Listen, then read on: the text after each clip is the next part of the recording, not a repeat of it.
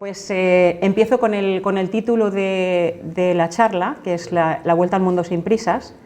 El título de la charla viene de... mi historia de navegación va ligada a la historia de Kurt Schmidt, que era un alemán que estuvo dando la vuelta al mundo durante 24 años en su velero y escribió un libro editado por Editorial Juventud que se titulaba La Vuelta al Mundo sin prisas. Y era la vuelta al mundo sin prisas porque él tardó 24 años en dar la vuelta al mundo. Que en estas jornadas, creo que es la última, viene Alex Pella, ¿no? Y él seguramente podrá explicar que se puede dar más rápido. Pero claro, Kurt la dio en 24 años. Yo navegué con él los últimos 11 y muy afortunada de haberle podido acompañar. Entonces, bueno, pues juntos, yo me embarqué con él, cuando yo me embarqué con él, el barco estaba en Valdivia, en Chile. Yo le conocí aquí en Altea, empiezo primero por cómo le conocí. Yo conocí a Kurt aquí en Altea, yo tenía amigos en común, durante muchos años yo vivía en Alicante, pero venía por Altea, tenía muchos amigos aquí, y todos me hablaban del loco alemán Kurt que estaba dando la vuelta al mundo. Bueno, a mí me fascinó su personalidad ya antes de conocerle. Entonces, en una noche en la pizzería Sandro, justo al lado de la Mascarada, le conocí allí. Y bueno, en una fiesta con amigos, él estaba en una de esas veces que dejaba el barco en algún sitio y venía y se tiraba aquí 2 meses. Allí nos conocimos. Entonces, bueno, pues a mí me fascinó su personalidad excéntrica y libre y a los pocos meses de conocernos me planteó la aventura de acompañarle alrededor del mundo. Entonces, bueno, pues en un principio, claro, para mí eso era... Yo no había navegado nunca antes, eso era pues un poco como triple salto mortal con tirabuzón, o sea, yo nunca había hecho nada así, pero bueno, lo que tenía muy claro era que quería estar con esa persona, pero también es cierto que bueno, había una diferencia de edad importante, él me doblaba la edad y en ese momento pues me asaltaban dudas, lógicamente. Bueno, como la vida al final te ofrece esas respuestas que tú estás buscando a veces sin darte cuenta, ocurrió algo que vino a resolverlas todas de un plumazo. Y es que en una revisión rutinaria ginecológica me detectaron un tumor en el cáncer de ovario y bueno, pues tenía metástasis, pero bueno, había metastaseado en órganos que no eran vitales y con la cirugía y quimioterapia, pues afortunadamente eso lo pude superar. A día de hoy sé que estoy libre de enfermedad, pero claro, pasé muchos años con una espada de Damocles pensando que igual no lo contaba. Entonces cada revisión que iba al oncólogo pues era un poco, estaba esperando si era una condena o un indulto. Entonces claro, en ese momento la ley de vida ya no tenía sentido. O sea, yo ya en ese momento yo me sentía mayor que Kurt, porque yo podía, lo más probable era que muriera antes que él. Entonces, pues directamente decidí abandonarlo todo e irme a navegar con la persona que me hacía feliz el tiempo que me quedase de vida. Ese fue el planteamiento. Bueno, yo llegué al Nicol. Os cuento un poquito la travesía que yo hice con Kurt, porque yo me embarqué en Valdivia, en Chile, por aquí. El barco, él acababa de cruzar Cabo de Hornos cuando yo le conocí. Si lo hubiese conocido 6 meses antes, mi primer viaje habría sido Cabo de Hornos. Menos mal que no fue así, pero bueno, empecé en Valdivia y bueno, desde Valdivia pues empezamos a bajar un poquito más al sur. Bueno, en Valdivia fue cuando yo realmente me di cuenta del tipo de vida que yo iba a enfrentar los siguientes años, porque allí pues conocí el perfil de navegantes transmundistas. Allí conocí a Max, que está aquí con nosotros, ha estado también en el Club Náutico de Altea mucho tiempo, con su velero Safina. Coincidimos con él en muchas recaladas alrededor del mundo y bueno, Max era nuestro ángel de la guarda, porque siempre que te veíamos teníamos problemas y siempre nos ayudabas a solucionarlos, y problemas gordos.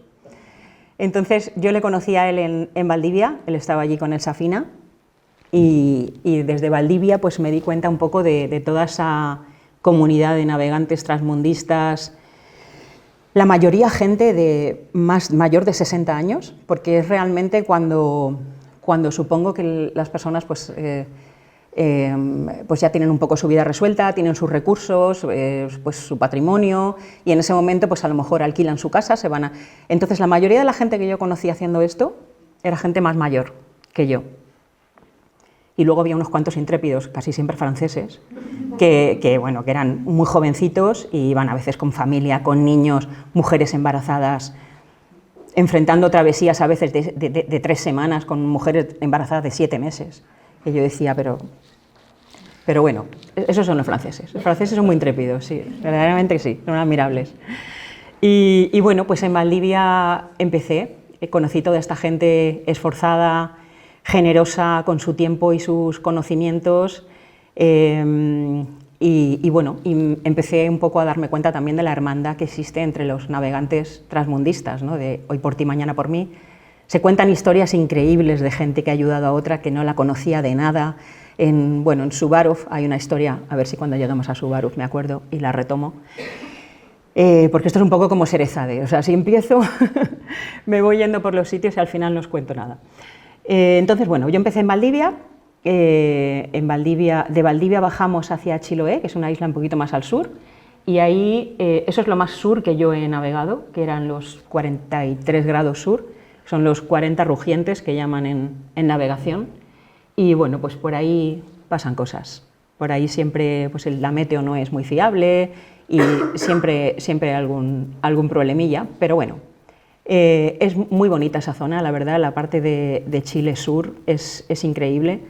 Estuvimos también navegando por los fiordos del interior de Puerto Montt, que es más o menos esta zona, donde hay volcanes, aguas termales, primera vez que yo veía pingüinos, delfines, ballenas. Entonces era como, si te quieres iniciar en la navegación, si puedes hacerlo en Chile, hazlo en Chile, o sea, porque verdaderamente es que te enamoras de esta vida. O sea, a mí Chile me enganchó ya con la navegación, por todo lo que vimos, todo lo que pudimos, los sitios a los que llegábamos tan remotos a los que llegábamos con el barco, que de otra manera no podías visitarlo.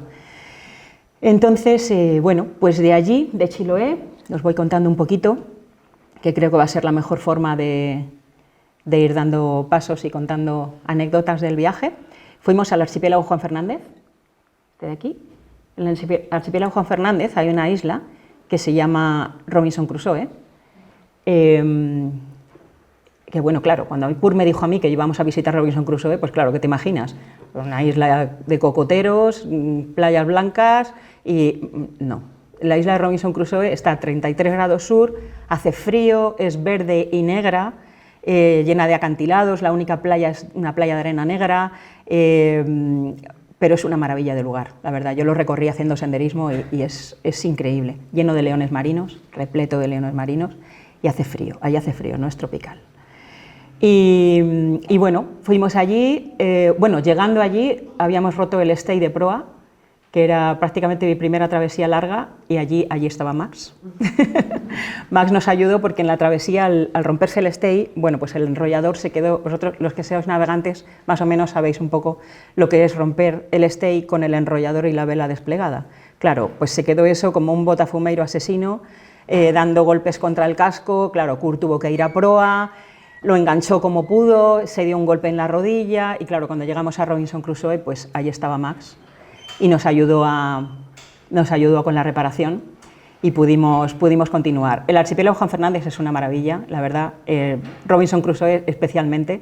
Allí pues las barcazas de pescadores nos invitaban siempre a comer cosas que no habíamos comido en la vida, los locos, que son unas lapas enormes, el piure, que es un molusco también con un sabor mineral. La verdad es que era maravilloso. Desde allí volvimos al continente, Coquimbo y La Serena, que es por esta zona más o menos. Desde ahí fuimos hacia el norte, Antofagasta. En Antofagasta cambiamos el motor porque Kurt había tenido un problema en Valdivia y tuvimos que cambiarlo. Además, bueno, pues añadimos más potencia, teníamos un Perkins, cambiamos a un Yanmar y la verdad es que ese motor nos sacó de algún que otro apuro más adelante. Desde Antofagasta, bueno, en Antofagasta visitamos el desierto de Atacama. De aquí no tengo muchas fotos porque en aquel entonces tenía, claro, yo empecé a navegar en el 98. Yo tenía una cámara con fotografías de papel, no tenía una cámara digital. Entonces de esa no he podido conseguirlas, pero bueno, os lo cuento un poco y luego ya sí que tengo más fotos para el resto de la travesía.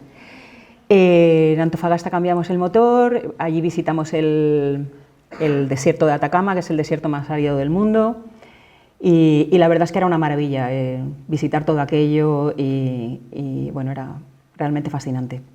Desde Antofagasta salimos hacia Islas Galápagos, ¿veis ahí? Islas Galápagos.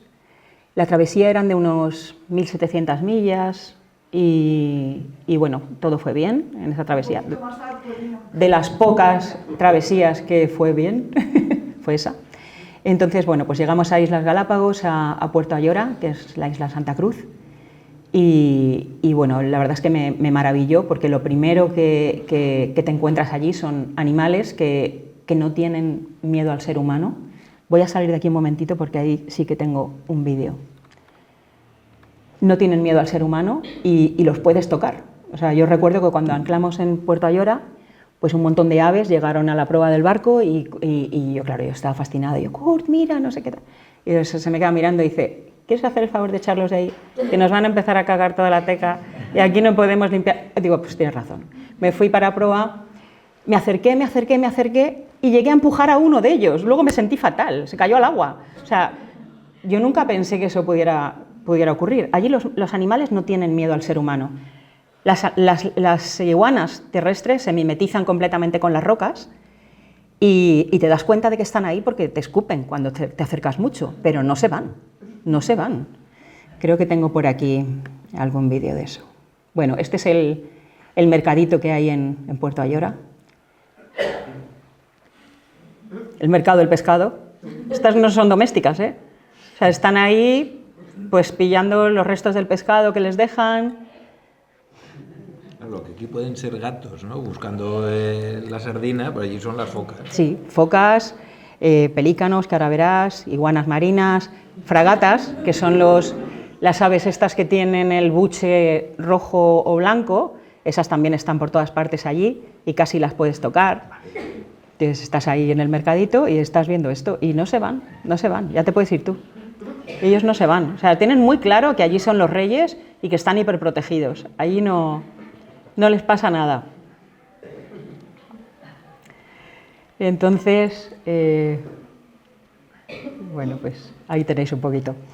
Voy a salir un poco de aquí porque vuelvo otra vez al mapa y así vais viendo un poquito lo que es la travesía y también me voy guiando yo un poco por el mapa. Cuando salimos de Islas Galápagos, nuestro rumbo siguiente era Islas Hawái. Entonces, bueno, pues ese fue la travesía más larga que hicimos, que fue de 7 semanas. 7 semanas porque, a ver, la travesía recta realmente de Galápagos a Hawái son 4.800 millas. No es tan largo eso. Lo que pasa es que nosotros quisimos pasar por Clipperton, que es aquí.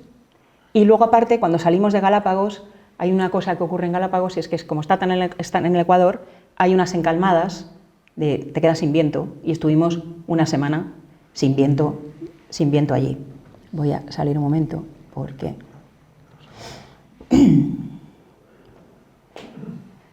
esto creo que lo tengo por aquí.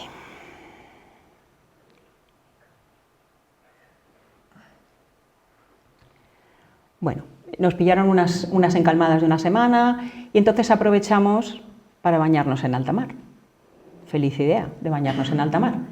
Entonces no había nada de viento, realmente fue una semana fascinante porque por la noche veías las estrellas reflejadas en el mar, como si fuese un lago, todas las estrellas reflejadas en el mar. A veces subías a hacer guardia, bueno, no os he explicado cómo era nuestra vida un poco a bordo, ahora vuelvo otra vez para atrás. Pero bueno, cuando hacíamos guardia, claro, de vez en cuando por la noche te despertabas, te tocaba a ti hacer la guardia de las 2 horas, hacíamos 2 horas de guardia, día y noche, nosotros, normalmente. Entonces te despertabas y de repente veías, parecía que estabas rodeada de barcos, y no eran barcos, eran estrellas en el mar.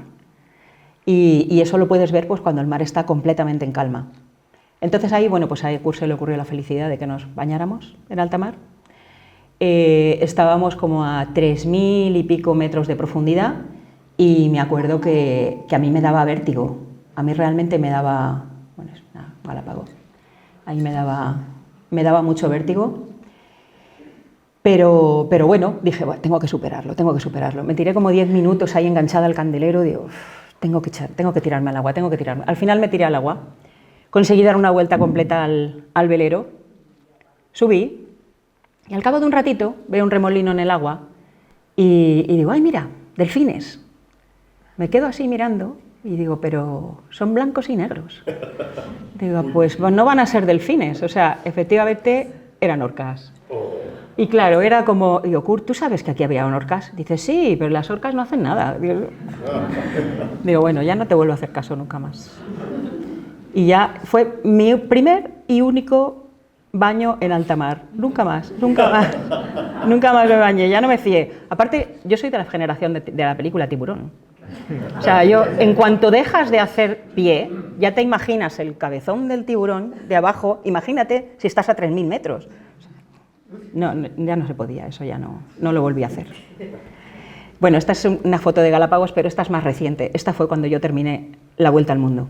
Porque yo, vuelvo para atrás otra vez, yo terminé la vuelta al mundo con otro velero. Porque cuando yo me embarqué con Kurt estaba en Valdivia, pero él había salido desde España. Entonces, junto a Kurt, yo lo que hice fue cruzar el Pacífico, el Índico y el Atlántico desde Cabo Buena Esperanza hasta España. Pero claro, a mí técnicamente me faltaba cruzar el Atlántico de este a oeste y pasar por algún lugar por donde yo hubiese recalado en el Pacífico. Entonces conocimos a una pareja de buenos amigos en Nueva Caledonia en el 2003. Ellos estaban terminando su vuelta al mundo cuando yo me planteé terminar la mía y me embarqué con ellos en Canarias. Entonces desde Canarias hicimos Canarias, Martinica, Panamá, Panamá, Canal de Panamá, y de Panamá a Galápagos. Y yo en Galápagos terminé técnicamente mi circunnavegación. Entonces esta foto, claro, esta foto es de cuando yo tenía 29 años y esta otra es de hace 10, de hace 9. Que ahí terminé yo mi vuelta al mundo. No os he contado un poco del velero, me he ido un poco con las fotos. Vamos a buscar el Nicole y os explico un poquito cómo era el Nicole. El Nicole es un velero de los astilleros Bellure, de Calpe, y bueno, fue construido expresamente para Kurt, para las latitudes que él quería, por donde él quería navegar. Es un barco de 16 toneladas, Bellure 41, 12 metros, y bueno, estaba expresamente pertrechado para ese tipo de travesías. Ahí navegando, un palo. Navegaba bien, no era muy rápido, pero nunca fue nuestra prioridad la rapidez. Siempre cuando enfrentas travesías tan largas, lo que nos apetecía verdaderamente era el confort. O sea, era no escorar demasiado, no arriesgar demasiado. Entonces no nos importaba que no fuese rápido, preferíamos que fuese seguro. Y bueno, pues este es el velero, desde arriba, desde el mástil. Yo siempre que tenía oportunidad me subía al mástil para sacar fotos que eran fantásticas. Así iba el velero el Nicole cuando hacíamos largas travesías. Estos son los bidones de combustible extra que teníamos que llevar. Bueno, ahí justo acabamos porque las defensas no iban nunca ahí, siempre iban en el cofre de popa. Pero bueno, iba más o menos así. Eso es cuando lo sacamos fuera del agua, cuando hay que pintar el antifouling. Y este es el velero por dentro, la mesa de navegación. Los que conocéis los Bellure veis que son muy bonitos y son muy hogar. Este era pues el saloncito, que aquí, esta mesa tenía un sistema hidráulico que bajaba, entonces en este sofá poníamos aquí un cojincito y entonces esta era la parte más estable del velero cuando estábamos navegando. Entonces siempre nos echábamos aquí, como hacíamos guardias de 2 horas, siempre estaba libre. Entonces nos echábamos ahí a dormir cuando el barco se daba muchos bandazos o pantocazos. Ese es el camarote de popa, que siempre, bueno, era también el taller y siempre estaba lleno de cosas. La cocina era de queroseno, porque bueno, por seguridad, Kurt le daba más seguridad que fuese de queroseno y no de gas. Pero claro, la cocina de queroseno, cualquiera que haya tenido una cocina de queroseno, sabe que para encenderla pues, tienes que tener muchas ganas de comer. O sea, porque te tienes que poner el alcohol, quemarlo, luego con esa presión y ese calor ya se enciende y ya le puedes dar. Tardas unos buenos 10 minutos en encenderlo, luego hazte el café. Este es el baño, el camarote de proa y bueno, la escotilla de salida, la bañera, las anclas que llevábamos, el pan del capitán y los pertrechos, las provisiones que conseguíamos siempre en los mercaditos locales. Bueno, pues ese era el Nicole. Nuestra vida a bordo era, porque mucha gente me lo pregunta y gente que no viene de la navegación, que siempre te preguntan, pero vosotros por la noche parabais, y era claro, era como, hombre, parar relativamente, porque siempre llevas una deriva, pero claro, piensan que echas ancla, y claro, no puedes echar ancla a 3.000 metros. O sea, nosotros seguíamos navegando, siempre hacíamos guardias de 2 horas, día y noche. Ahora hay unos sistemas de navegación diferentes, pero cuando nosotros empezamos era todo más rudimentario. Y ahora con el AIS, por ejemplo, te puedes dormir si quieres. O sea, tú pones la alarma y tal. De todos modos, tampoco está bien hacer eso porque siempre puede haber algún contenedor flotando, siempre puede haber... Mejor si haces guardias. Nosotros hacíamos guardias 2 horas. Entonces, claro, era una vida a la que yo no estaba acostumbrada. O sea, realmente era duro. O sea, estar ahí... pues eso, frente a los elementos y bueno, pues día y noche, esas guardias, no poder descansar de corrido, era algo totalmente distinto para mí. Entonces, pero bueno, al final a todo te acostumbras porque realmente la recompensa es muy buena. Volvemos un poquito al viaje. ¿Me oís desde atrás? Sí, que mejor así, ¿no? Hawái. Bueno, Clipperton, isla de Clipperton. Llegamos a Hawái sin grandes problemas tampoco. Fue una travesía muy larga, pero no hubo grandes problemas en esa travesía. Llegamos a Hawái y recorrimos las islas. Las islas de Hawái son... Bueno, allí se filmó Parque Jurásico, o sea, y no está hecho por ordenador. O sea, son así.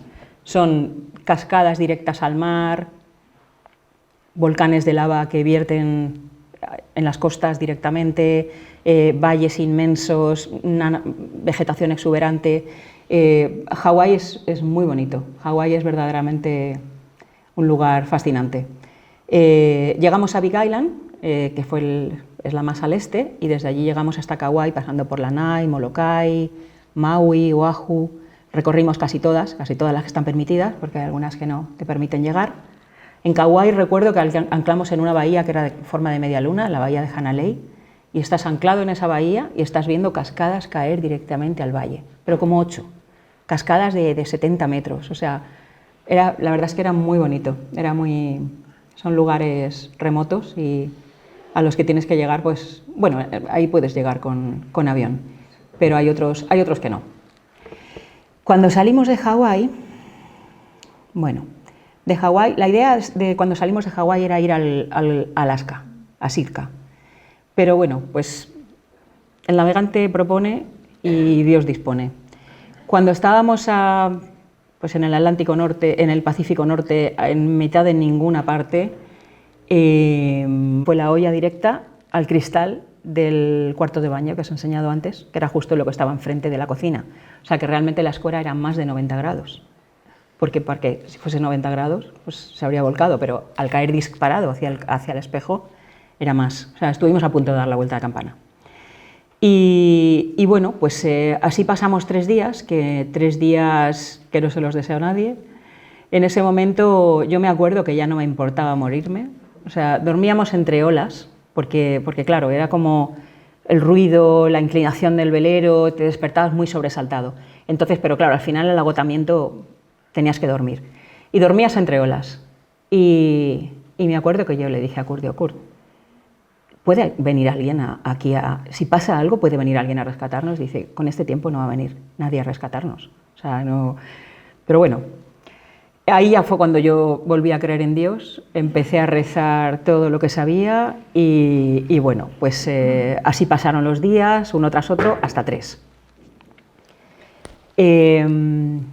Yo recuerdo que al final ya no me daba miedo ni morir. O sea, yo me acuerdo que yo quería que parara aquello. O sea, cuando estás en esa situación, no temes a la muerte, solamente temes a ese susto sostenido de uno tras otro, ese sobresalto, que es una tortura peor casi que terminar.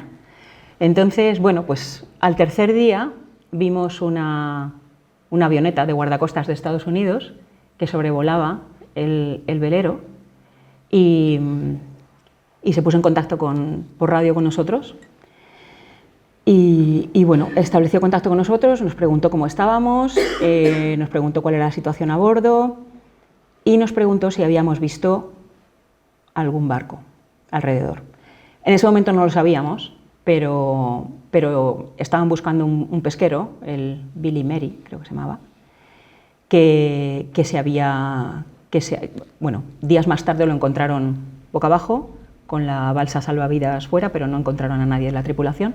O sea, se hundió un pesquero en esa tormenta y hubo varios veleros que dieron maydays también. Nos hicieron un reportaje cuando llegamos, bueno, no voy a adelantarme. El caso es que, bueno, establecieron contacto con nosotros la avioneta. Y bueno, nos preguntamos cómo estábamos. En ese momento, claro, nosotros entre olas habíamos ido intentando asegurar un poco el velero porque claro, todas las ventanas exteriores del barco, las que son de la cabina exterior, no sé si os habéis dado cuenta antes en el Nicole, que tiene unas cabinas exteriores bastante grandes, todas se rompieron menos una. Entonces lo que veíamos, lo que hicimos fue estas de aquí.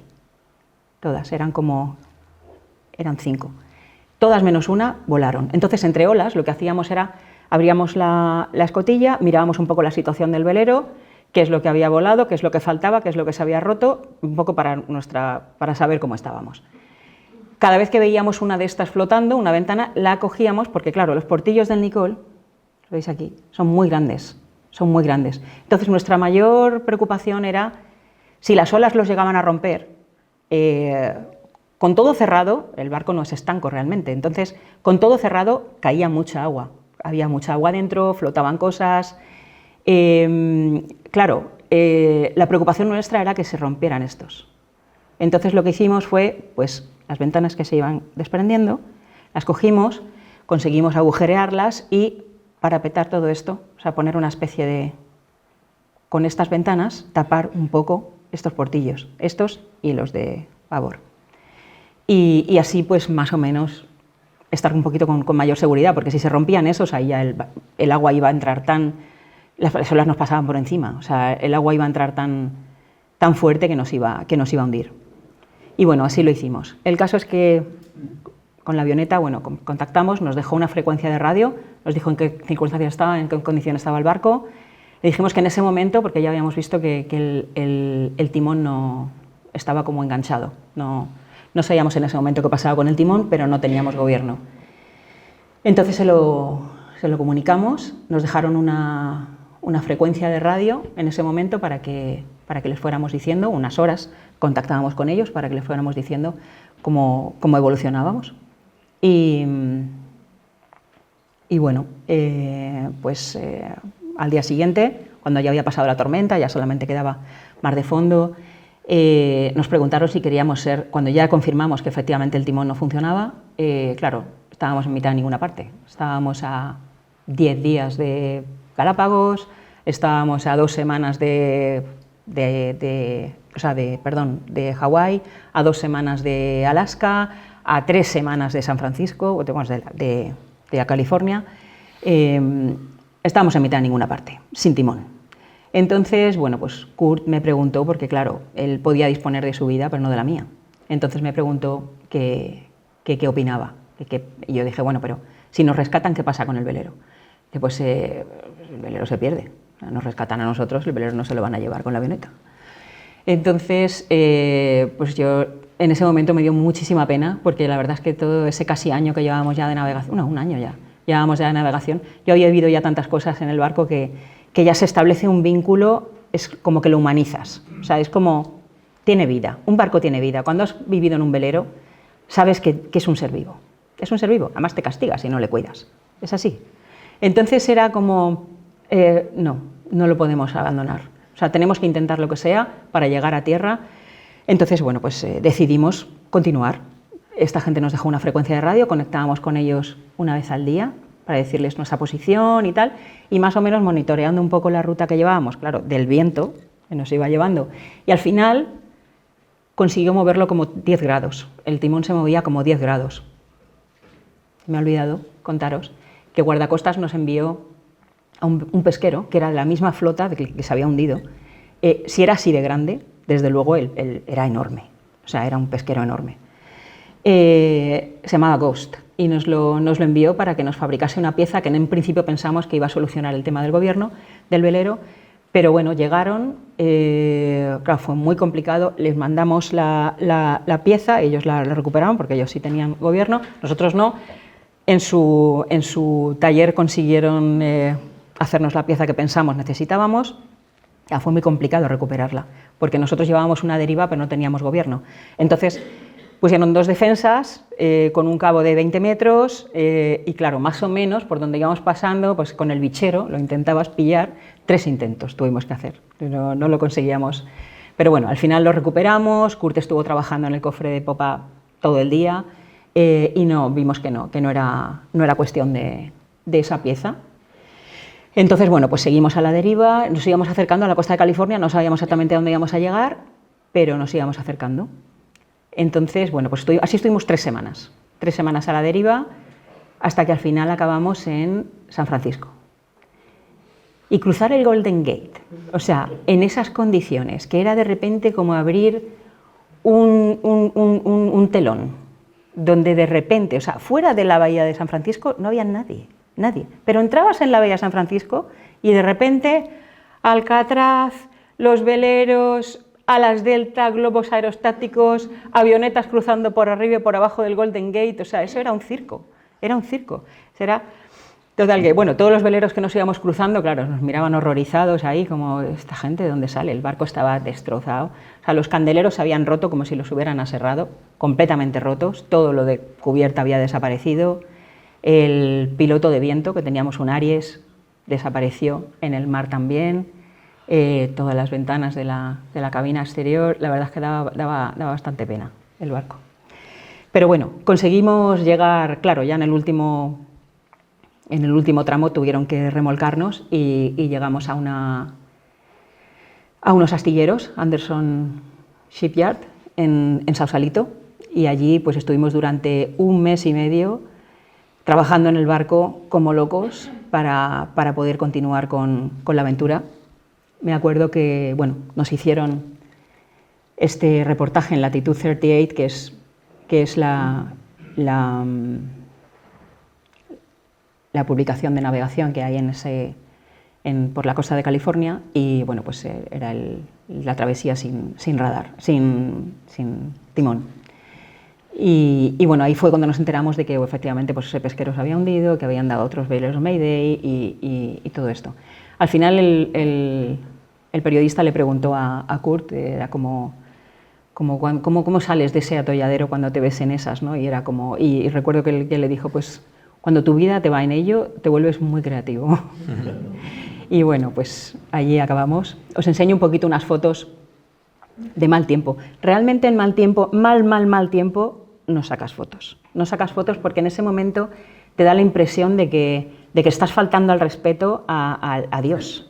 O sea, es como que parece que te mira desde arriba diciendo, pero tú, ¿qué te crees? ¿Que vas a vivir para contarlo? O sea, y entonces no sacas fotos. Cuando estás verdaderamente en mal tiempo, no sacas fotos. Es ese respeto, ¿no? Ese temor de Dios, de decir, me quedo quietecita y sácame de aquí, ¿no? Entonces, pero bueno, aquí tengo algunas fotos donde un poquito se ve así un poco de mal tiempo, pero esto es un vídeo, pero aquí estás sacando fotos, o sea, cuando esto está así, pues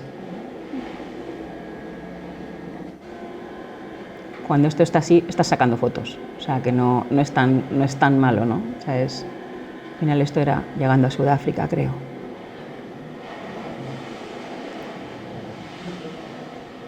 Pues esas... ¿Dónde dices que...? Eso es llegando a Sudáfrica. Ahí, claro, teníamos que ir timoneando a mano. Ese es Kurt.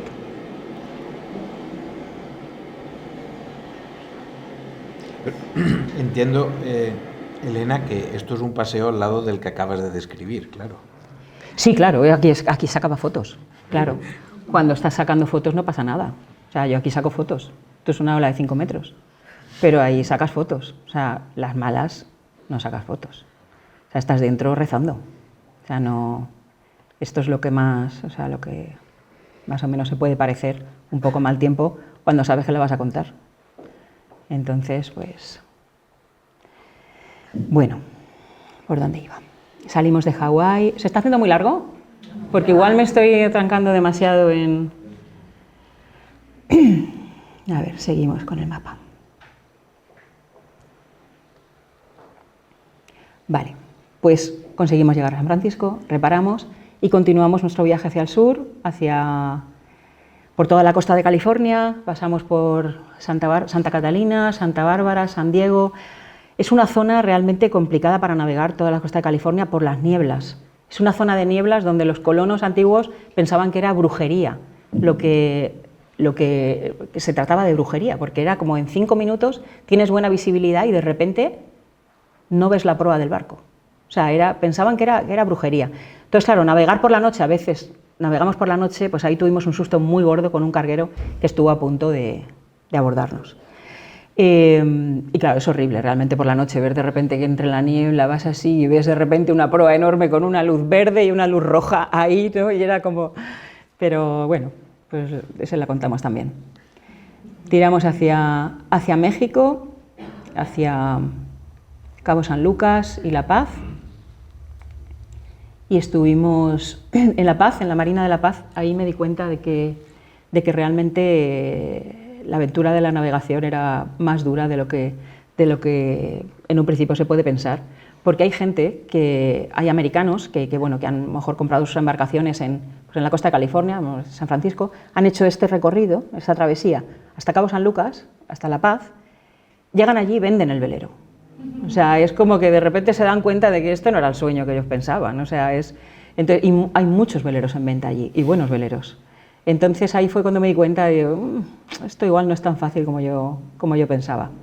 En el Mar de Cortés, aquí en esta zona, estuvimos un año. Es muy bonito realmente la zona del Mar de Cortés. Hay muchas islas desiertas, me acuerdo que allí hay una isla una playa con arena rosa, porque es una zona de muchos minerales. Había una isla, la de San José, me acuerdo que tuve un problema y un susto con las gaviotas, estaban anidando y yo me fui, a mí siempre me gustaba, es una isla desierta, San José, es un parque natural, entonces a mí siempre me gustaba ir a explorar, a Kurt no tanto. Entonces muchas veces iba con el dinghy, me dejaban en tierra y él se volvía al barco, se ponía la música clásica a tope y me dejaba un silbato por si yo quería volver antes. Bueno, el caso es que me dejó en tierra. Con el silbato, se volvió, puso la música y yo nada más pisar tierra, ya me di cuenta, claro, yo cogía conchitas, cogía recuerdos, ya me di cuenta de que había como muchas aves allí, es un parque natural. Entonces, y de repente estaban anidando. Entonces, claro, cada vez que yo me agachaba a coger algo, de repente todas esas aves se ponían a revolotearme, o sea, venían directamente hacia los ojos y tiraban para arriba. Venían desde atrás y me pillaban el pelo. O sea, solamente se paraban cuando yo me sentaba en el suelo. Pero estaban todas alrededor. Yo intentaba hacer ademán de levantarme y todas volvían a sobrevolarme. O sea, ahí me acordé de la película Los pájaros, de Hitchcock. Digo, yo he estado en una de esas. O sea, es horrible, porque además es que cogías chinitas de la playa, hacías así, no les dabas ni una.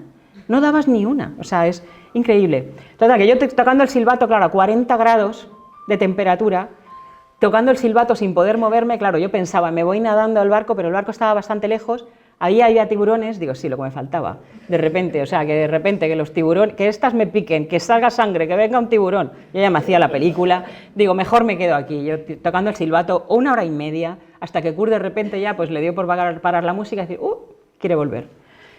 fue con el dinghy, me recogió y claro, ya le conté todo lo que había pasado. Digo, no me lo vuelvas a hacer, esto no me lo vuelvas a hacer. Si estoy allí tienes que estar pendiente. Pero bueno, pues esas son las cosas que te pasan cuando vas a una isla desierta, que bueno, pues esas cosas ocurren. Allí en el Mar de Cortés, pues eso, estuvimos durante un año y la verdad es que es un lugar muy, muy rico en cuanto a vida. Me acuerdo que iban los mariscadores todas las mañanas ahí a una bahía, una de las bahías en las que recalamos, que siempre prácticamente estábamos solos. Voy a enseñar alguna foto de México, pero estábamos prácticamente en casi todas las bahías, estábamos siempre solos. Y bueno, los mariscadores iban por la mañana, sacaban cubos enteros de esto, y nosotros íbamos y también sacábamos cubos enteros, cada mañana, o sea, son aguas de una riqueza increíble. Todo esto son fotografías esto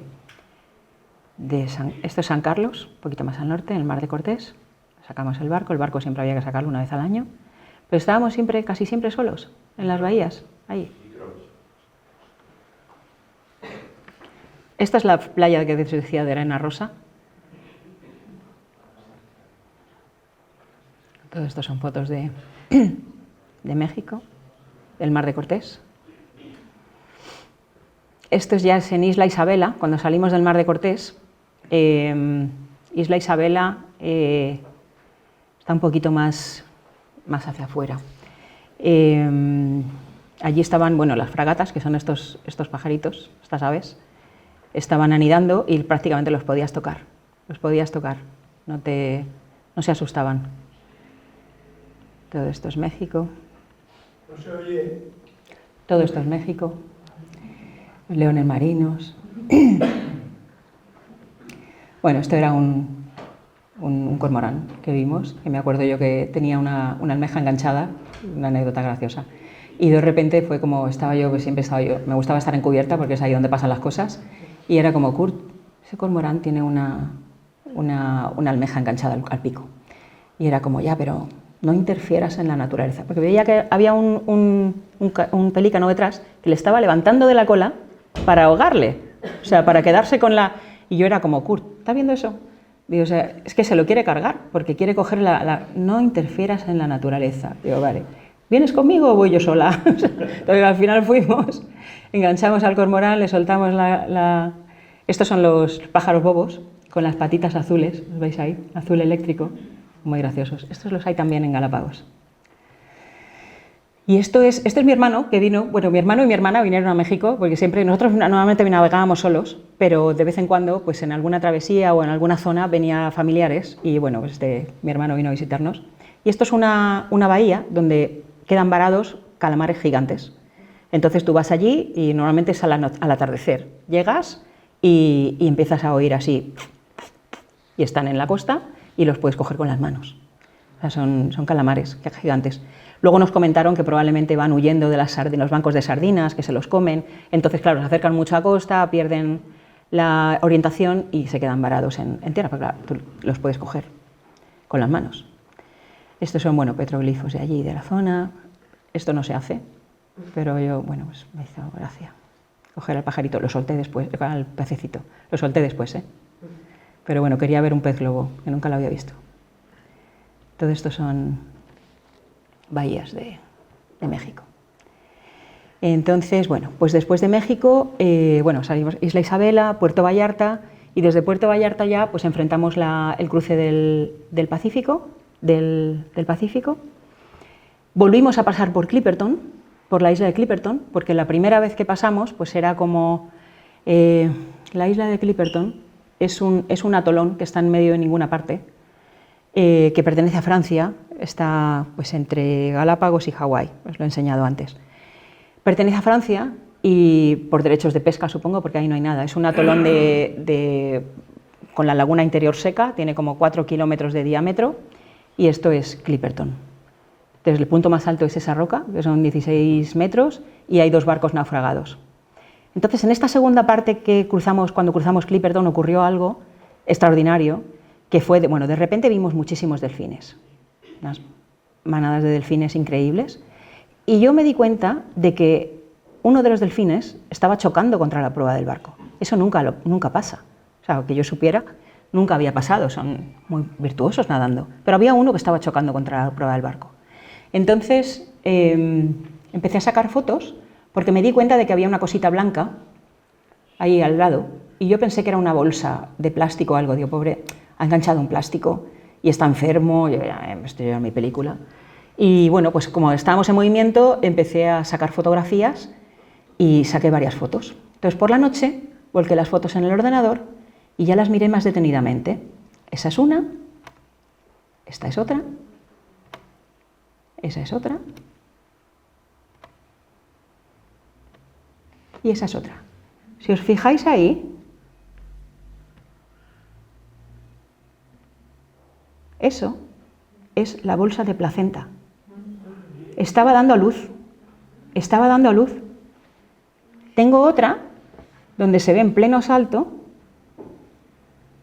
y ahí ya se ve la colita salir. O sea, esto, ¿dónde está esta? Aquí. Lo que pasa es que le tengo que meter mucho zoom y ahí la cámara reflex que yo tenía no era muy buena. Entonces, perdón. ¿Fijáis? Ahí estaba dando luz. Entonces, como 7 años más tarde, yo me acuerdo, yo no sabía que tenía este documento, pero bueno, 7 años más tarde me manda una foto un amigo que sabía que tenía esta fotografía, que me dice, mira esta foto. Y era un artículo donde ponía primera foto de un delfín mular en estado salvaje dando a luz. Y era como, pues la mía es de hace 7 años. O sea, la primera es la mía, ¿sabes? Entonces era como, pero claro, yo en ese momento no sabía que no había una foto de un delfín en estado salvaje dando a luz. Y claro, también tienes que pillarlo en el momento, ¿no? Entonces, bueno, pues estoy muy orgullosa de esta foto, la verdad. Son cosas que te pasan pues cuando estás en esas zonas. Y bueno, pues volvemos al mapa otra vez, porque desde ahí vamos guiándonos un poquito. Pasamos Clipperton, que está ahí, y desde allí cruzamos a Polinesia Francesa, esta zona de aquí, ya. Polinesia Francesa, lo primero que visitamos en Polinesia Francesa fueron las Marquesas, porque las Islas Marquesas pues son, bueno, ahí voy a ponerlo en modo presentación, bueno, voy pasando. Todo esto son fotos de Polinesia en general. Aquí vinieron mis padres, bueno, después de Marquesas y Tuamotus, vinieron a las Islas de la Sociedad, estuvieron un mes con nosotros, pero bueno, Marquesas fueron las primeras islas, son las más jóvenes geológicamente de la zona de Polinesia Francesa, porque bueno, pues son montañas escarpadas, no tienen aros de coral que las protegen, y bueno, geológicamente son las más jóvenes. Después de allí fuimos a Tuamotus. Las Tuamotus son más o menos así, pero son aros de coral, son atolones, son arrecifes de coral. Entonces tienes que cruzar los pasos, que son como unos aros de coral, ¿no? Entonces hay unos pasos por donde tú puedes cruzar con el barco, pero tienes que esperar la marea vaciante o la creciente para que no te pille, porque si no te pueden pillar corrientes de 5 nudos. Entonces, como a Kurt no le gustaba esperarse, pues siempre cruzábamos cuando llegábamos. Entonces había más de una vez que estuvimos ahí en apuros de acercarnos demasiado a los arrecifes, porque claro, una corriente de 5 nudos cuesta contrarrestarla. Eso es morea. Pero bueno, la verdad es que es una maravilla. Las Tuamotus es donde se cultivan las perlas negras. Entonces ibas allí y la gente local normalmente las querían trocar por alcohol, porque allí son ricos. O sea, es que yo he visto hasta motos de agua en los atolones. O sea que las querían trocar por alcohol, que el alcohol se ve que era más complicado de conseguir y ahí pues... Pero nosotros nunca les trocábamos por alcohol porque esta gente tiene problemas con el alcohol. En general, los polinesios, los melanesios y los micronesios. O sea, todos tienen problemas con el alcohol. Entonces, nunca les dábamos... Les invitábamos a una copa si venían a bordo, pero nunca les dábamos botellas. Y me acuerdo, creo que tengo una foto por aquí de algunos de ellos, ahí que parecían ahí un grupo de piratas. Venían a bordo y eso, pues normalmente se las comprábamos. Comprábamos perlas, o las trocábamos por alguna sudadera que les gustara, o alguna camiseta, o dinero. Ese es en el Club Náutico de Bora Bora, que allí, estuvimos allí cuando el 11 de septiembre, cuando lo de las Torres Gemelas, que el otro día lo comentaba con Juan, que todos nos acordamos de dónde estuvimos cuando las Torres Gemelas, nosotros estábamos allí, en Bora Bora. Todo fotos de Polinesia.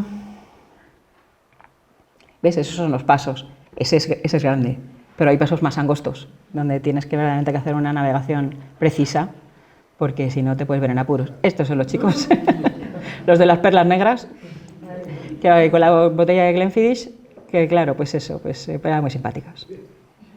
Luego te invitaban a sus casas, porque claro, ahí estaban aburridísimos, porque son unos atolones muy remotos, entonces a ellos les encanta que vayas allí y que les cuentes tu vida y para ver otras personas. Entonces, sí, la verdad es que eran muy majos. La tumba de Paul Gauguin y de Jacques Brel, que están allí, en Marquesas, todos estos son de Polinesia Francesa. Desde allí, Polinesia Francesa, desde allí fuimos a Suvaruf, la islita esta que os he comentado antes. Suvaruf es un atolón, también en mitad de ninguna parte, entre Polinesia Francesa y Samoa. Y bueno, fuimos allí porque a Kurt le gustaba ir donde no iba nadie y bueno, también gracias a esa actitud la verdad es que vivimos cosas muy extraordinarias. Entonces, bueno, estos son los señores que habitaban la isla, que no habitan de continuo. Suvaruf es un parque natural, entonces estos señores son de Rarotonga, que son en las Islas Cook. Suvaruf pertenece a Islas Cook. Y bueno, pues el gobierno está ahí que quiere cederlo a los japoneses por derechos de pesca, y entonces estos señores, que son de Rarotonga, bueno, que supongo que ya no estarán, vivían allí 6 meses al año y durante la época de ciclones se los llevaban otra vez a Rarotonga y se quedaba la isla desierta. Entonces ellos estaban allí como guardianes de ese parque natural. Y entonces, pues bueno, pues allí coincidimos con otros 7 veleros, más o menos, y bueno, pues allí pues hacíamos fiestas, había siempre jam session, porque la mayoría de los navegantes son músicos o saben tocar algo, y entonces, bueno, este señor, este era John, el otro era Tom y este John. John, o sea, era increíble cómo cazaba las langostas, o sea, es que era increíble. Nos fuimos con él por la mañana, sacó eso en 15 minutos. Increíble. Lo estáis viendo, ¿verdad? Eso es desde arriba, desde el mástil. Eso es Suvaruf. Paso de Suvaruf.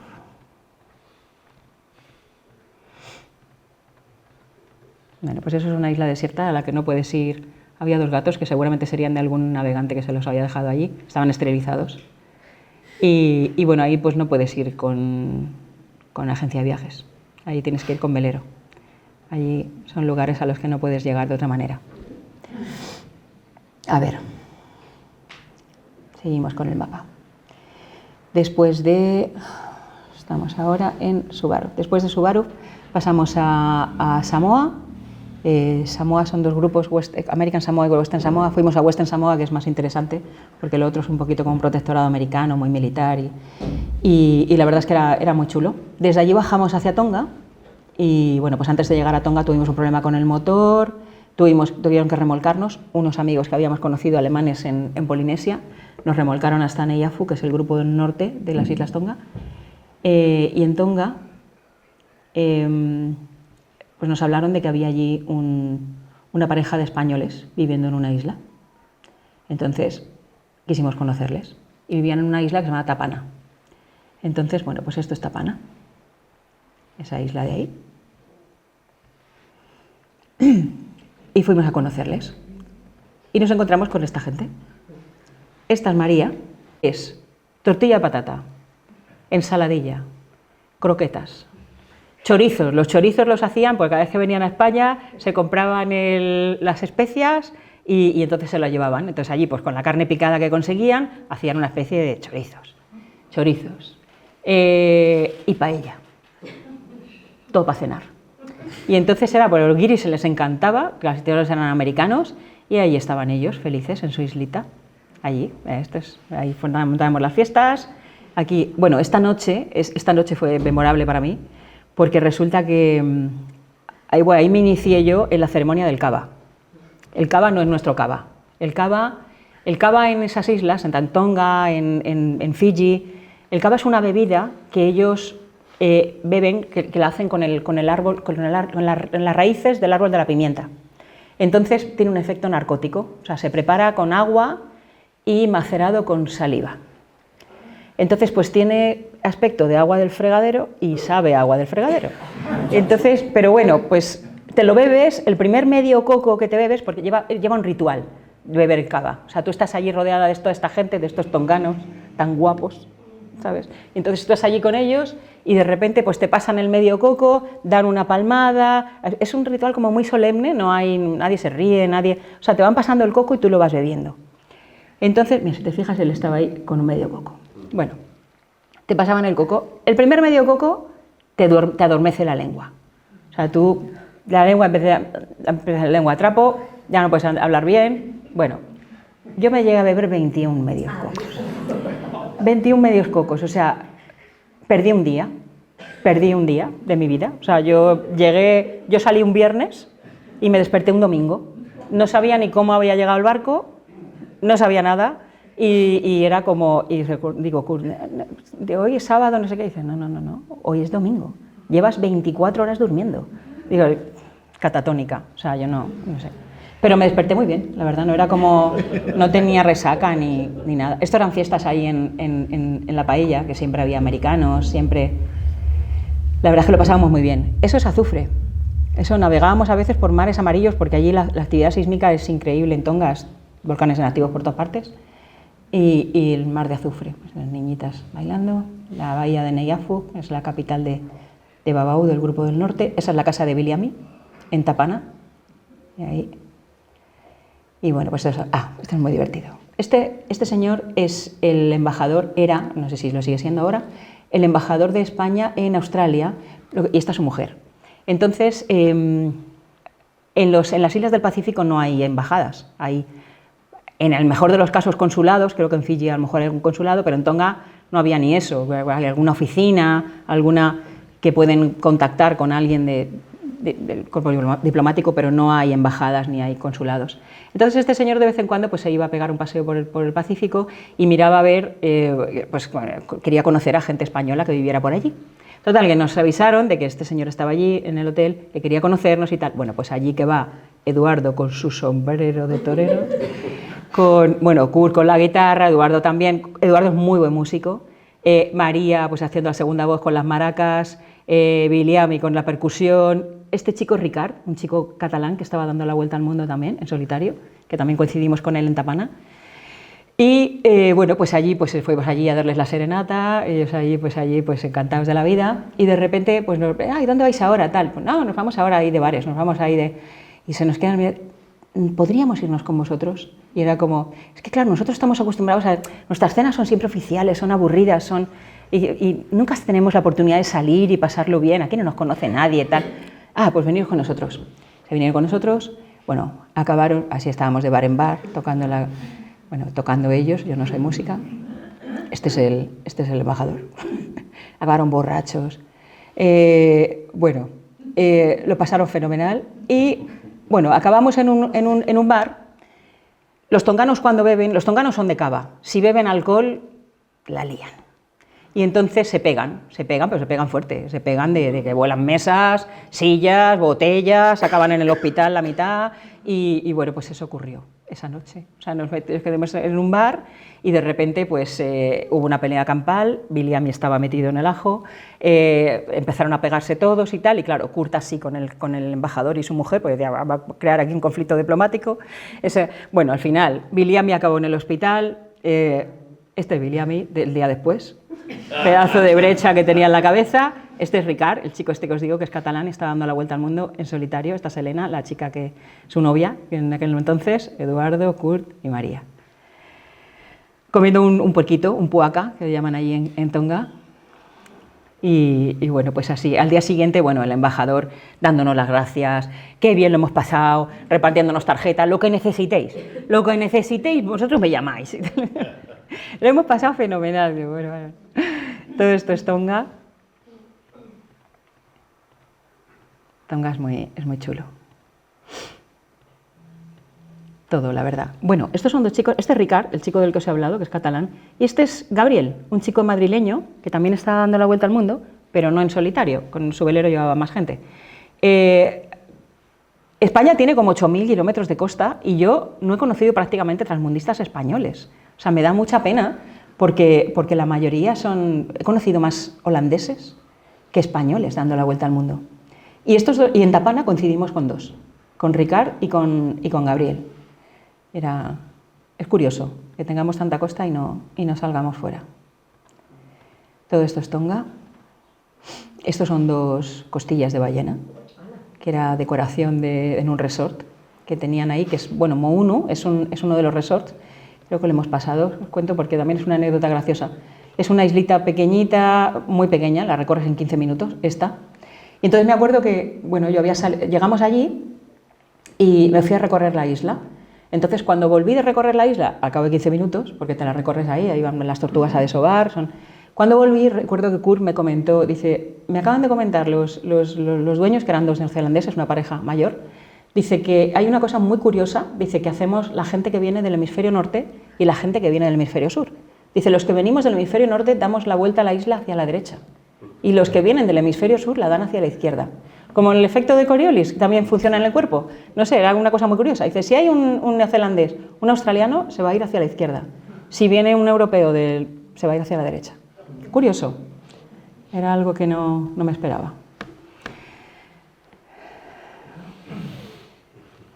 A ver, ¿por dónde vamos? ¿Se está haciendo muy pesado? Porque muchas historias. Yo tenía miedo de que se hiciera corto y creo que lo estoy haciendo un poco largo. Tonga. Después de Tonga, bueno, en Tonga bajamos hacia Nueva Zelanda porque bueno, pues en la época de huracanes mejor que no estés allí. Aunque hay algunos agujeritos donde puedes dejar el velero, sobre todo rodeado de manglares y eso, donde puedes estar más o menos seguro, pero bueno, siempre es mejor si sales en época de huracanes de esas zonas del Pacífico. Entonces nosotros nos fuimos a Nueva Zelanda, a la isla del sur, que allí volvimos a encontrar a Max, que estaba allí con su velero reparando de osmosis, que tenía muchísimos problemas, y bueno, pues allí llegamos. Allí estuvimos, alquilamos un coche, dimos la vuelta a la isla, porque claro, con barco ya era un poco como quedarse otro año más allí. Entonces, bueno, visitamos la isla, visitamos Fiordland, que fue donde se filmó El Señor de los Anillos. Estaba justo en ese momento cuando se habían estrenado esas películas, estaban todos los neozelandeses flipados, porque claro, era como en sus tierras había filmado esa película. Y bueno, era muy bonito, la verdad es que es muy chulo, Nueva Zelanda. De allí intentamos salir en 3 ocasiones, porque cuando sales de... ¿Le he dado? Ahora. Cuando sales de la isla del sur, nosotros estábamos en Nelson, en la isla del sur, tienes que salir con mal tiempo para que te dé tiempo a llegar con relativa buena meteo a cruzar el North Cape, que llaman, que es el cabo más norte de la isla del norte. Entonces tienes que salir con mal tiempo. Con mal tiempo significa que tienes que salir cuando los ferries no cruzan el estrecho de Cook. O sea, cuando son 2 islas, en Nueva Zelanda, la del norte y la del sur, pues ese estrecho que las cruza es el estrecho de Cook. Cuando el estrecho de Cook se cierra al tráfico es cuando tú tienes que salir. Entonces, claro, salimos, lo intentamos 3 veces y siempre volvíamos con problemas. Ahí estaba Max, ayudándonos siempre con las reparaciones, que además es que Max siempre, bueno, como él también tenía muchos trabajos que hacer a bordo, se había alquilado una casita monísima y entonces era como... La casita de Max era el lugar a donde te apetecía volver cuando lo habías pasado verdaderamente mal ahí fuera. Porque bueno, te preparaba un pollo al curry, te preparaba ahí un helado de vainilla con pasas, con licor, y era el lugar al que te apetecía regresar siempre que estabas en apuros. Pero bueno, 3 veces lo intentamos, al final ya conseguimos. Cuando cruzamos el North Cape, bueno, pues enfrentamos vientos de proa de 50 nudos, que son muy fuertes.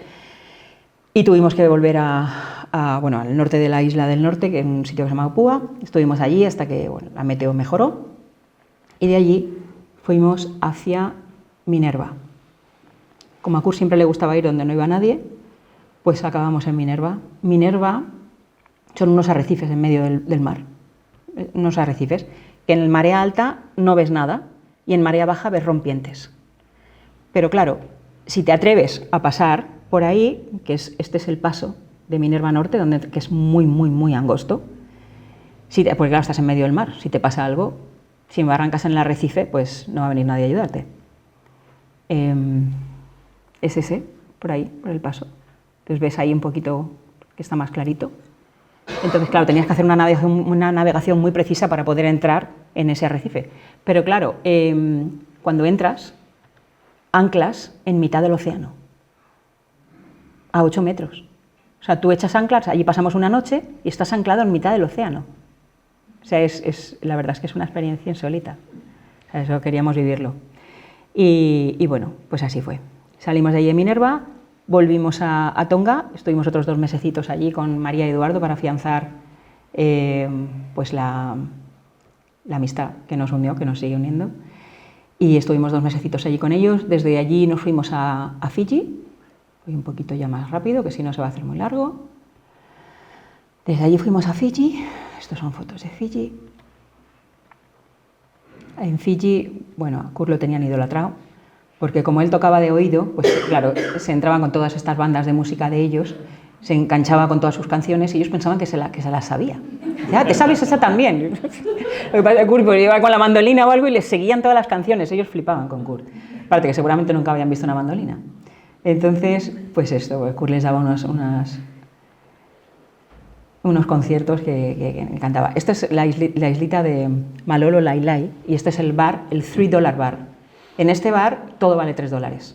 Un agua, un whisky, una cerveza, todo vale $3. Pues por la noche íbamos allí y hacían jam session. La mayoría de los navegantes, cada uno, si uno no tocaba la percusión, otro tocaba. Y siempre se fundaban unas fiestas muy guays. Este es un hidroavión que siempre te pasaban por al lado, parecía que te iban a embestir. Eso es Fiji. Estas fotitos las paso un poquito rápido. Mercadito. El Nicol, lo dejamos, uno de los sitios que dejamos el Nicol a salvo durante la época de huracanes, cuando volvíamos, porque claro, la época de huracanes en el Pacífico Sur, que fue donde más nos movimos nosotros, es de noviembre a abril. Entonces siempre volvíamos por Navidad. Teníamos que dejar el barco en un lugar seguro. Esta vez fue en Fiji, que lo dejaban así. Lo sacaban con una grúa y lo metían en agujeros en tierra. Tenías que tapar bien todos los orificios porque si no volvías estaba lleno de bichos. Pero por lo menos no se caía si venía un huracán.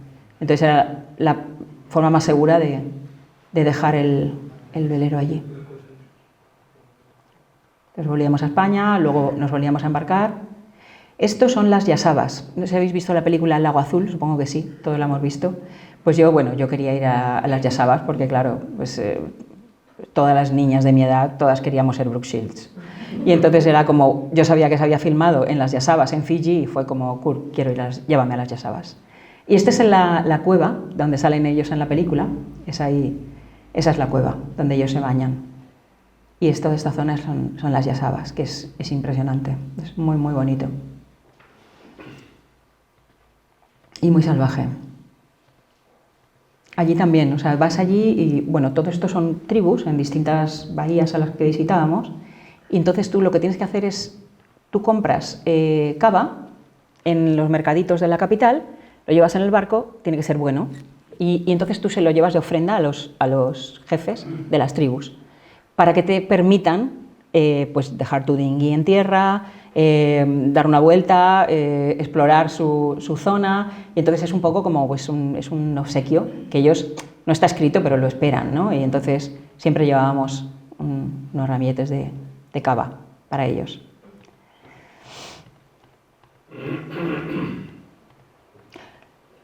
Los pescaditos, el otro día lo hablaba con Juan, hay zonas donde hay, en el Pacífico hay muchas zonas, hay una toxina, hay unos peces que comen una toxina de los corales que provocan una enfermedad que se llama ciguatera. Entonces tú cuando pescas, siempre tienes que preguntarle a los locales si ese pez tiene ciguatera o no, ellos lo saben, porque si no, pues es una enfermedad realmente que te provoca muchos problemas durante muchos meses, tanto a nivel gastrointestinal como neurológico. O sea, es grave realmente que te pille la toxina de la ciguatera.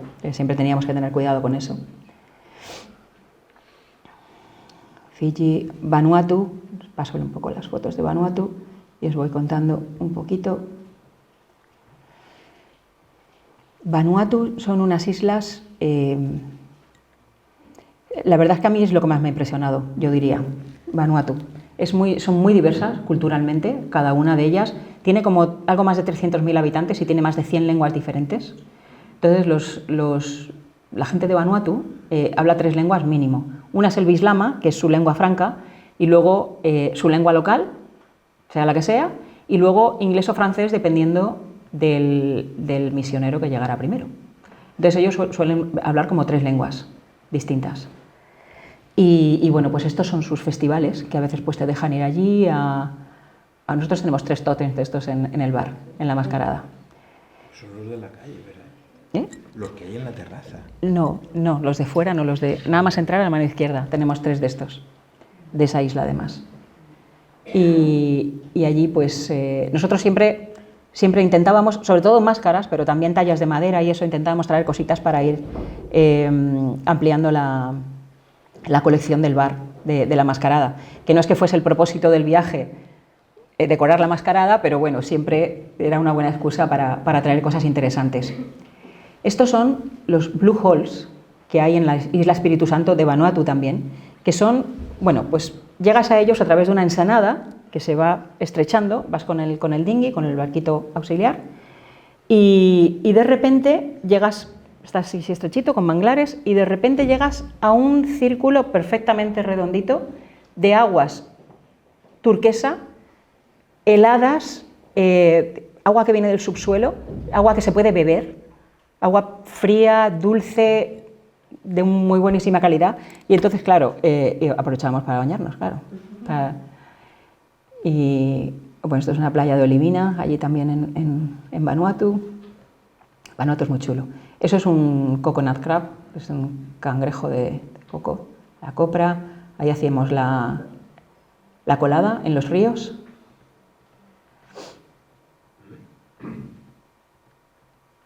Ese es el cava, esas son las raíces del cava. Entonces, pues ahí lo están preparando con el agua, y luego le pegan 4 escupitajos. Prefieres no verlo. Pero bueno, al final, esto es una boda, que les llevamos un regalo y cuando les hacías un regalo, te echaban polvos de talco aquí, en el cuello. Entonces tú dabas el regalo y te dejaban fina. O sea, te dejaban ahí el cuello blanco. Había niños rubitos también. Bueno, todo esto es Vanuatu. Vanuatu era fascinante, la verdad. Vanuatu era muy guay.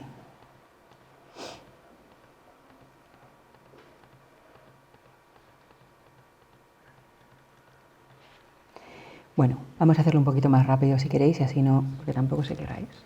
Vamos aquí ya. 8:30. Vale, bueno, pues desde Vanuatu fuimos a Nueva Caledonia. En Nueva Caledonia solamente os enseño la Isla de los Pinos, que es mi favorita.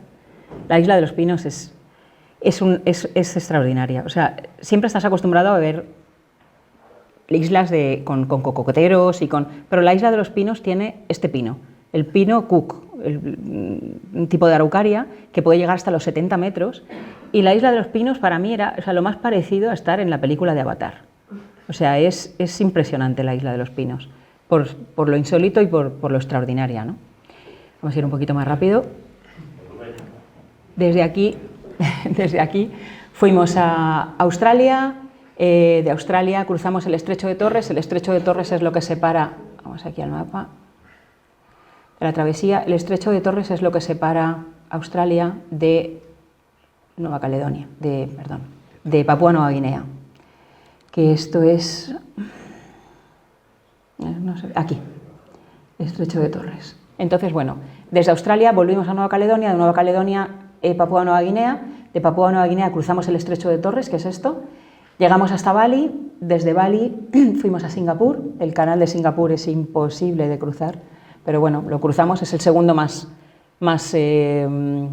activo después del de Shanghái, y bueno, es un tráfico de barcos impresionante. Tenías que ir pues avanzando, dejando paso, avanzando, dando paso, siempre en perpendicular, nunca transversal, y bueno, pues al final lo cruzamos. De allí fuimos a Malasia, una pequeña marina que había allí, Savannah Cove. Volvimos en la vuelta paramos en Borneo, que había aquí una reserva de orangutanes, y bueno, fuimos allí a visitarlo y pudimos estar allí viéndolos en estado salvaje, que me pareció increíble. Ibas allí también por un manglar que se iba adentrando y al final llegabas a la reserva y los veías así. O sea, los llevaban comida y entonces tú los podías ver muy cerca, la mamá con el bebé, era increíble. Incluso algunos los podías tocar. con mucho cuidado, claro, porque son salvajes. Desde allí, Borneo, bueno, cuando ya cruzamos otra vez, volvimos a Bali, desde Bali,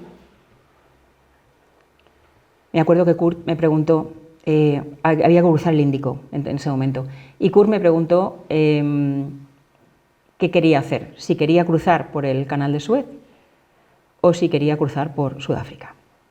En el canal de Suez estaban los piratas y en el Sudáfrica estaba el mal tiempo.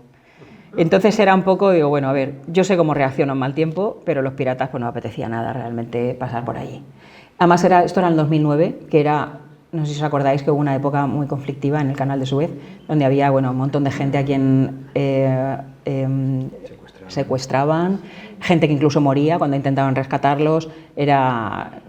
Los barcos se reunían en flotillas para pasar todos juntos. Había veces que pasaban 10 veleros y los atacaban a los 10. O sea que realmente yo dije, no, por allí no quiero ir, prefiero para el sur. Entonces, bueno, pues allí cruzamos a Isla de Navidad, Isla de Cocos. Isla de Cocos, en Isla de Cocos tuvimos un problema muy grave en el barco porque, bueno, habíamos tenido fuego a bordo porque en Isla de Navidad habíamos cambiado las baterías y por una mala instalación pues provocó fuego a bordo. Llegamos con el barco incendiado.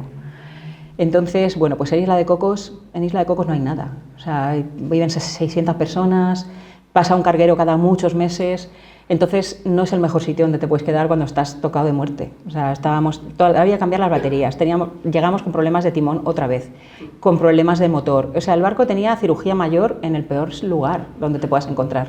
Entonces, bueno, pues estuvimos un mes y medio allí y tuvimos la suerte de que el siguiente carguero que pasó, pues pudimos conseguir unas baterías nuevas, pudimos seguir con el viaje, pero ahí estuvimos a punto de abandonar. Porque además es que se acercaba la época de ciclón tropical y allí no puedes estar. Entonces ibas a perder el barco, en cualquier caso. Entonces, bueno, pues conseguimos salir de allí después de mucho esfuerzo. Salimos de Cocos Keeling hacia Isla Rodríguez. En esa travesía, Kurt se empezó a encontrar mal. Tenía mareos, estaba muy cansado, estaba como desorientado, tenía taquicardia. En ese momento no lo sabíamos, pero Kurt ya estaba luchando contra un cáncer terminal cerebral.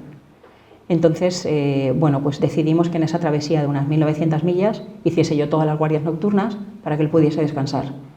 Y así llegamos a Isla Rodríguez. Más o menos ahí pudo descansar y, bueno, parecía que estaba todo más o menos. De Isla Rodríguez pasamos a Isla Mauricio, de Isla Mauricio Sudáfrica, Namibia, Namibia Santa Elena Isla Ascensión, esto está por aquí, Santa Elena está ahí, Isla Ascensión, de Isla Ascensión a Cabo Verde Azores, y de Azores cruzamos Estrecho de Gibraltar para volver hasta Calpe. La llegada a Calpe fue la verdad es que fue apoteósica porque, claro, estaban ahí toda la familia y los amigos y todos esperándonos. Hicimos una pequeña recalada antes en Campomanes para llenar el dinghy de hielo y champán. Y entonces así llegamos a Calpe. Allí Kurt terminó su circunnavegación porque él había salido desde Calpe 24 años antes. Yo no terminé mi vuelta al mundo, mi circunnavegación con el Nicole. La terminé hace 9 años con una pareja que habíamos conocido en Nueva Caledonia, en su velero, el Sapayú, y me embarqué con ellos para hacer lo que os he comentado antes de Canarias. Estos eran Nina y Jean-Claude. Bueno, Jean-Claude ha fallecido, pero Nina sigue. Y me embarqué con ellos para hacer ese recorrido, esa travesía, Canal de Panamá, Canarias, Martinica, Canal de Panamá y Galápagos. En Galápagos fue donde yo terminé ahí mi vuelta al mundo. Realmente, bueno, nosotros terminamos la vuelta, Kurt terminó la vuelta en el 2010, en octubre del 2010. Kurt falleció en noviembre del 2011. O sea, en ese momento, o sea, fue cuando me di cuenta de que realmente la fortaleza y la capacidad de superación que tenía Kurt, porque haber cruzado el Índico y el Atlántico, nosotros solos, o sea, con todos los problemas que tuvimos, y estando ya terminal. O sea, ese hombre era de otro planeta. O sea, era increíble, era increíble.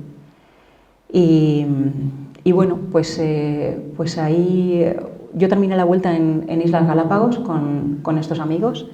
Y me acuerdo cuando llegué que bueno, yo recordaba Islas Galápagos, pues que, a ver, la primera vez que había estado allí, 18 años antes, ¿no? Con Kurt, pues claro, estabas ahí en las playas, te bañabas con las iguanas marinas, con los leones marinos, veías las tortugas de Sobar, o sea, era totalmente salvaje, no había hoteles, no había nada asfaltado, había como unos chiringuitos en la playa donde comías la mejor sopa de pescado que he comido en mi vida, que lo hacían en unas cazuelas al fuego.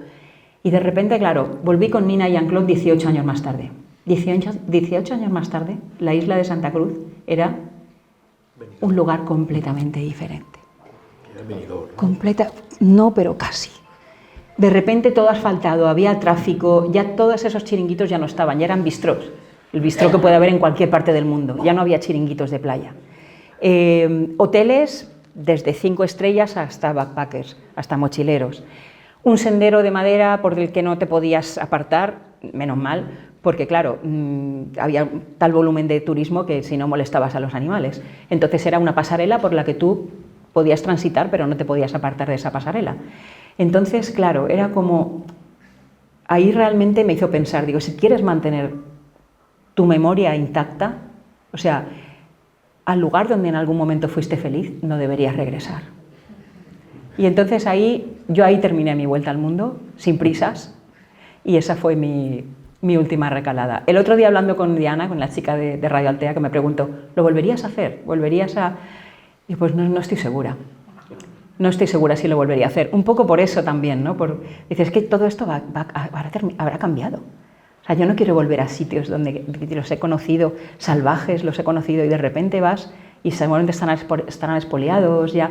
Fíjate, simplemente Tonga, desde cuando volvimos desde Nueva Zelanda a Tonga, después del huracán Waka, el huracán Waka barrió todo el norte de Tonga, y cuando volvimos, ya de repente, con todas las subvenciones que habían conseguido de Australia, de Nueva Zelanda, de repente había tráfico en la isla, y telefonía móvil, y esto fueron en 3 meses.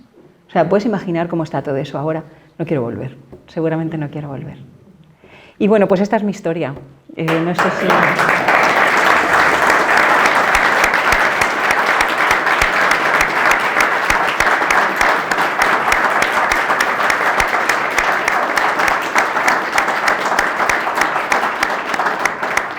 Espero que no os haya hecho muy largo, porque bueno, en principio pensé que iba a ser corto, pero luego me he liado. Digo, tenía más cosas que contar, pero digo, no, son las 8:30.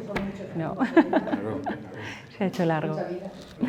Bueno, pues nada, muchísimas gracias por venir, de verdad, y bueno, gracias al Club Náutico, muchísimas gracias, de verdad, por estar aquí a mi lado, que me has dado mucho ánimo, y bueno, pues eso, que encantada.